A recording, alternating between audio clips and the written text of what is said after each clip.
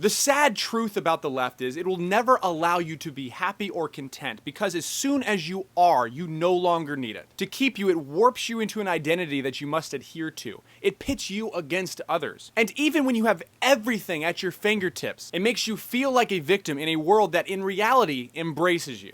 I'm Ben Davies, this is Pure Hollywood.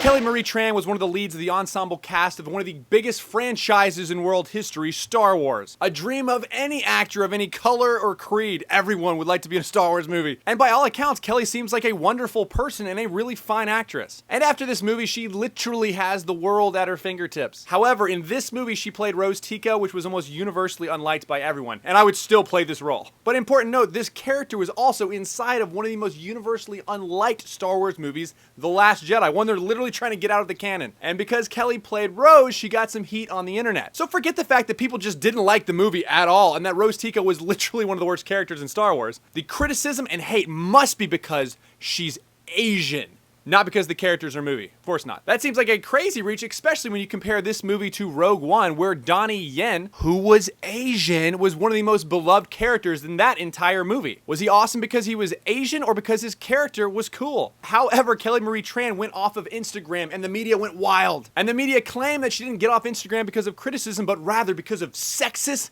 and racist comments. Blah. Though knowing the internet, I'm sure there were some trolls out there that said terrible things. And even if there were a bunch of trolls saying terrible things to you, people are allowed to say what you want. You're a public figure. I have people say I'm a terrible actor all the time in my movies. Anyway, Kelly Marie resurfaced and in a New York Times op-ed piece told it all. In the op-ed titled, "I Won't Be Marginalized by Online Harassment," Kelly said, "I had been brainwashed into believing that my existence was limited to the boundaries of another person's approval. I was tricked into thinking that my body was not my own, that I was beautiful only if someone else believed it, regardless of my own opinion." What does that even mean? I'm sorry you feel like that, but who's making you believe that? Let's see if she gives a reasoning for it. Quote, "I'm not the first person to have grown up this way. This is what it is to grow up as a person of color in a white-dominated world. This is what it is to be a woman in society that has taught its daughters that we are worthy of love only if we are deemed attractive by its son." Now here's the thing. Everyone's life is different. Every individual has their own interactions, their own experiences.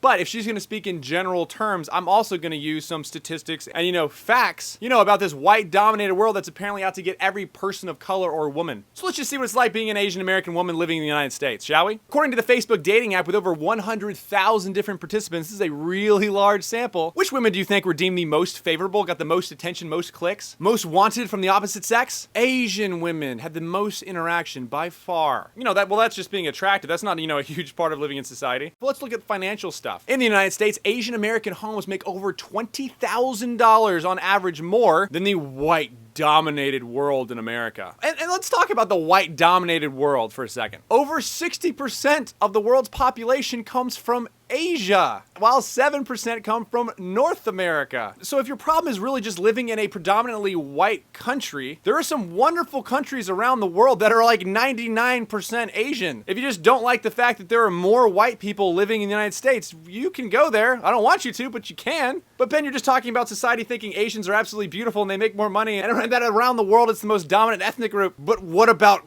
education? Yeah, Asian Americans are doing pretty well there too. So if I were a leftist, I would say that Kelly Tran needs to apologize and give up some stuff and check her Asian privilege. And I could just go on about what the left is trying to do to poison the minds of people like this. Kelly, be happy. Enjoy your life and your awesome career. You are not living in the hellscape that the left is telling you you're living in. And I'm sorry the writers giving into social justice made you a terrible character in a social justice movie that a lot of people didn't like. It wasn't your fault. Americans are not against you. And don't let leftist radical racists tell you that the entire world is out to get you because you're Asian. Because when you step back and just look at what's going on in the world, you'll see that there's only one group of people that wants you to be miserable and depending on them. That is the left. I'm Ben Davies, this is Pure Hollywood.